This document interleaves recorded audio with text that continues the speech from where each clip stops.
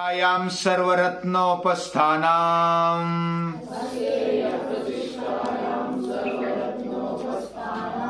ब्रह्मचर्य प्रतिष्ठायाम वीर्यलाभ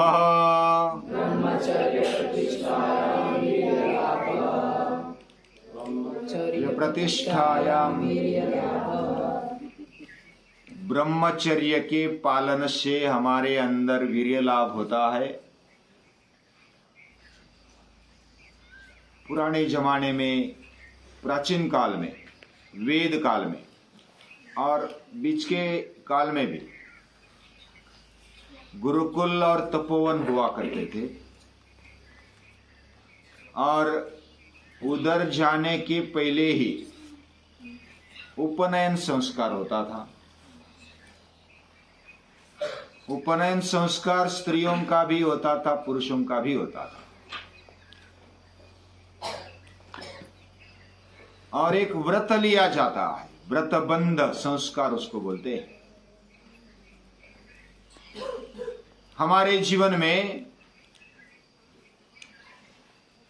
छोटा बच्चा होते हैं तब से हम ब्रह्मचर्य का पालन करें। जब गुरुगृह जाते तो 3 बातें खास ध्यान करनी पड़ती है, ध्यान रखनी पड़ती है। पहले तो श्रद्धा से उधर जाना, मन में पूरा विश्वास हो, श्रद्धा हो। जो भी वातावरण है, उधर के लोग हैं, उनके प्रति श्रद्धा, पूरी श्रद्धा। श्रद्धा कभी अधूरी नहीं होती। श्रद्धा के साथ साथ तप करने की तैयारी, मेहनत करने की तैयारी, सेवा भाव उसमें आ जाता है। मन में, अंतःकरण में श्रद्धा है, पूरे शरीर और इंद्रियों में मेहनत करने की मन की तैयारी और पूरा शुद्ध अंतःकरण रखते हुए ब्रह्मचर्य के पालन के लिए व्रत लेने की क्षमता है। ऐसा उपनयन संस्कार में व्रत लेते हुए वह तपोवन में, गुरुकुल में जाता है। उसको बटू बोलते हैं। वो व्रतबंध संस्कार होकर के उधर जाता है। 3 बातें मैंने बताई, फिर से रिपीट करता हूं। श्रद्धा है, खुद पर श्रद्धा है, गुरु पर श्रद्धा रखकर, तपोवन या तो गुरुकुल पर श्रद्धा रखकर वो जाता है। भगवान पर भी श्रद्धा है। दूसरी बात, वो तप करने के लिए जा रहा है, इसलिए तो तपोवन बोलते, तपसा वनम, तपस्या वनम। तपस्या वन वो पवित्र बनता है, या तो तप के लिए, तप करने के लिए जो वन उपयोग में आता है। इस तरह तप का आचरण या तो मेहनत करने का व्रत लेकर वह बटू जाता है और गुरुकुल में रहता है। ये दूसरी बात, यानी मेहनत करता है, शारीरिक मेहनत, इंद्रिय लेवल पर, मानसिक बौद्धिक लेवल पर और आत्मिक लेवल पर भी मेहनत करता है। ऐसा तप करने का ठान कर वह गुरुकुल में जाता है। और तीसरी बात, वह ब्रह्मचर्य का पालन करते हुए उधर रहता है।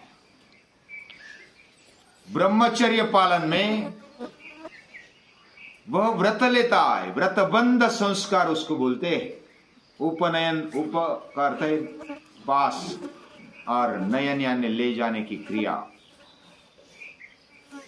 हमारे जीवन में हम जो योग्य बात है या तो उच्च बात है, उसको हमारे जीवन में लाने का प्रयास, पूरा प्रामाणिक प्रयास करने के लिए कटिबद्ध है। और फिर उधर जा रहे ब्रह्मचर्य का पालन करते हुए। ब्रह्म नाम वेदः, ब्रह्म ये वेद है। वेद यानी विचार, उच्च विचार, और ऐसे उच्च विचारों को मन में बुद्धि में समेटे हुए लेते हुए उसके लिए जीवन में लाने का तप श्रद्धा से वह करता है तो उसका जीवन उच्च लेवल पर पहुंच जाता है। हमारे शरीर में सप्त धातु है। हम जब खाते हैं ना अन्न पानी जो पंचमहाभूतों से हमारा शरीर बना है, उसमें कैसे बनता है यह शरीर? हम जब अन्न पानी ग्रहण करते हैं तो अन्न पानी में पहले रस खींचा जाता है। ये पहला धातु है रस। रस का ग्रहण किया जाए हमारे शरीर में, उसके बाद उसका बनता है रक्त। रक्त हमारा ऊर्जा स्रोत होता है। जितना रक्त अच्छा दौड़ता है शरीर में उतने ऊर्जावान हम बन जाते हैं और हम प्रसन्न रहते, उत्साही रहते। रस रक्त मांस, उसका मांस बनता है, शरीर बनता है, तगड़ा बनता है। मेद चर्बी बनती है। चर्बी शरीर का आकार लेने के लिए बहुत अच्छी है। वो एक्स्ट्रा ना, सभी में संतुलन है। अस्थि, अस्थि यानी हड्डी, हड्डी भी मजबूत हो, अच्छी तरह से बनी हो, आकार वाली हो। मज्जा, मज्जा यानी स्नायु, नशे, वो हमारे अंदर बनती है, वो भी एक धातु है। और उस धातुओं को अच्छी तरह से बनाकर फिर वीर्य बनता है। ये सप्त धातु हमारे जीवन में होते, शरीर में होते। शरीर बहुत ही तगड़ा, उत्साही, बलशाली, प्रसन्न, वीर्यवान होता है। उससे हमारे चेहरे पर, पूरे शरीर पर तेज आ जाता है। वीर्य को ऊर्ध्वगामी बनाते हैं, वह ब्रह्मवर्चसी बन जाता है। ब्रह्मचर्य पालन से ब्रह्मवर्चसी होना। ओमा ब्रह्मन ब्राह्मणो ब्रह्मवर्चसी जायताम। वह ब्रह्म तेज से युक्त ऐसे ब्राह्मण हम बने, ऐसी हमारी वैदिकों की प्रार्थना है। हम क्षत्रिय बने, बाहों में ताकत हो, हमारे जीवन में प्रबंधन हो, हम वैश्य भी बने और सेवा भाव वृत्ति हमारे जीवन में रहे, हम शूद्र भी बने। वर्णाश्रम व्यवस्था में पहले बचपन में ब्रह्मचर्य आश्रम माना जाता है। ब्रह्मचर्य का पालन करते हुए अपने जीवन को अच्छा बनाना, ऊंचाई की ओर ले जाना। और ये वीर्य शक्ति को पूरे माथे तक ले जाते हैं। उसको ऊर्ध्वरेतस बोला गया है वेदों में, उपनिषदों में। हम जब अपने जीवन को सही ढंग से, सही दिशा में उच्च विचार लेकर जीते हैं, उसको ही ध्येय बनाते हैं, तो हम ऊंचाई की ओर चले जाते हैं। हमारे जीवन में सतत विकास की ओर जाने वाला ये रास्ता है। जिसके जीवन में वीरता का, शूरता का अभाव है, उसका मतलब उसके जीवन में वीर्य नहीं है। वह निस्तेज बन जाता है। जिसका वीर्य नाश होता है वह निस्तेज बन जाता है। आलस्य से, थकान से, या तो बाकी निराशा से, नकारात्मकता से वो भर जाता है। और जब वीर्य ऊर्ध्वगामी होता है तो हम उत्साही रहते, प्रसन्न रहते, सदा बलशाली बने रहते, सकारात्मक विचार रहते हैं और ऊंचे ऊंचे ध्येय की तरफ बढ़ते जाते हैं। यह इसका परिणाम। हमारे जीवन में वीर्य शक्ति को कैसे बढ़ाए, ये बड़ा अभ्यास है। उसके लिए योग करो, ये बात हमारे ऋषियों ने कही। योग यानी युज, टू ज्वाइन, ये मूल धातु है। युज यानी जुड़ना। और जुड़ना किसके साथ जुड़ना? जो भी हमारे अंदर तेज शक्ति है, चैतन्य शक्ति है, उसके साथ जुड़ जाना, उसको जोड़ देना। उसी तरह पूरे सृष्टि में ये तेज है, उसके साथ भी जुड़ जाना। वह तेज ही भगवान का अंश, भगवान का रूप है। और इसी रूप में अपने आप को जोड़ देना। ब्रह्म नाम वेदः, वो व्यापक है। वह तेज से, चैतन्य से भरा हुआ ऐसा बल है और वो बल जब हम उसके साथ जुड़ जाते हैं तो हमारा आत्मबल बढ़ जाता है, आत्मबल उसी से बनता है। जो आत्मबल बढ़ाता है वह सब कुछ अपने जीवन में पा लेता है। तदेव लग्नम सुदिनंत देव तारा बलन चंद्र बलंत देव विद्या बलन दैव बलंत देव लक्ष्मीपते तेंग्री युगम स्मरामि। ये लक्ष्मीपति के चरणों में रहना मतलब ये लक्ष्मीपति अंदर रहता है। हाँ, किधर रहता है? हृदय में रहता है। सर्वशिचाम हृदय सन्निविष्ट, और पूरे सृष्टि में भी रहता है, कण कण में रहता है। लेकिन हमें समझने के लिए, हमें महसूस होने के लिए पहले तो इधर रहता है, और उसका अनुभव लेना, उसके साथ रहना, यही योग है। ब्रह्मचर्य का पालन यानी उस ब्रह्म जो व्यापक तत्व है उसके साथ जुड़ जाना। उसके साथ जुड़ जाते हैं, वही हमारा ध्येय बनता है और उसके लिए हमारा जीवन आचरण होता है। वह ब्रह्मचर्य का पालन। कायेन मनसा वाचा केवलैरिंद्रियैरपि योगिनः कर्म कुर्वन्ति संगम त्यक्त्वा आत्मशुद्धये। उसी से आत्मबल बढ़ता है, आत्मशुद्धि हो जाती है। जो बाह्य शरीर और भौतिक चीजें दिखती है वह कचरे से भर जाती है, और वो कचरा जब हम निकालते मेहनत के द्वारा, तप के द्वारा,